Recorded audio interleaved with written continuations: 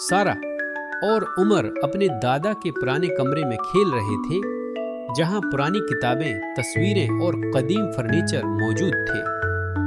अचानक उनकी नजर एक बड़ी और प्रासरार घड़ी पर पड़ी, जो कोने में धूल और जालों से ढकी हुई थी। दादा, यह घड़ी क्या है?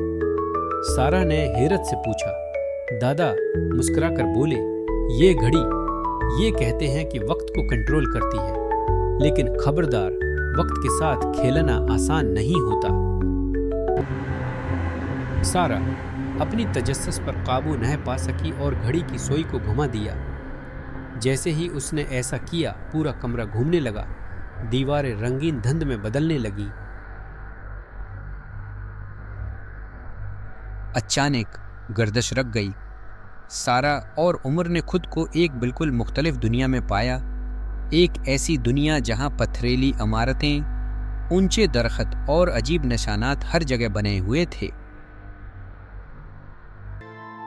एक बूढ़ा आदमी लंबी सफेद दाढ़ी के साथ उनके करीब आया। उसके हाथ में एक लकड़ी का असा था। उसकी गोंजती हुई आवाज में कहा, उस जमीन से गुजरने के लिए तुम्हें वक्त की पहेली हल करनी होगी। 4 भाई हैं, जिनमें से एक हमेशा खड़ा रहता है, बाकी 3 लेटे रहते हैं। वो क्या हैं? उमर ने गौर से सोचा, फिर मुस्कुराकर कहा, यह तो करसी है। 4 पांव होते हैं, एक खड़ा रहता है और बाकी लेटे रहते। यह सुनते ही पथरीली दीवार गायब हो गई और उनके सामने रास्ता खुल गया।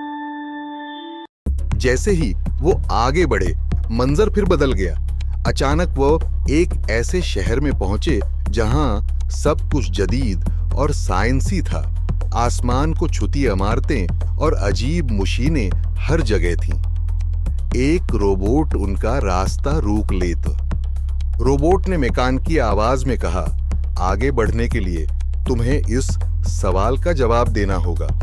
अगर मेरे पास 8 बटन हैं और हर बटन एक मुख्तलिफ रंग रोशन करता है, तो उन बटनों को कितने मुख्तलिफ तरीकों से तरतीब दिया जा सकता है? सारा ने फौरन हिसाब किया। ये तो 8 फैक्टोरियल है। रोबोट ने उनकी ज़हानत को सराहा और एक तरफ हो गया।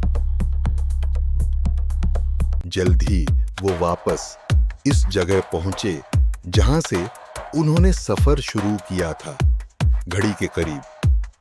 लेकिन अब एक बहुत बड़ी घड़ियाल नमा मखलूक उनके सामने खड़ी थी। इसका जिस्म गेयर्स और टक टक करती सुइयों से बना हुआ था।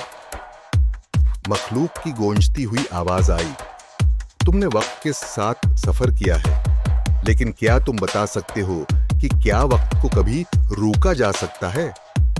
सारा आगे बढ़ी और पर आतमाद आवाज में बोली, नहीं, वक्त को रोका नहीं जा सकता, लेकिन हम उसे समझदारी से इस्तेमाल कर सकते हैं।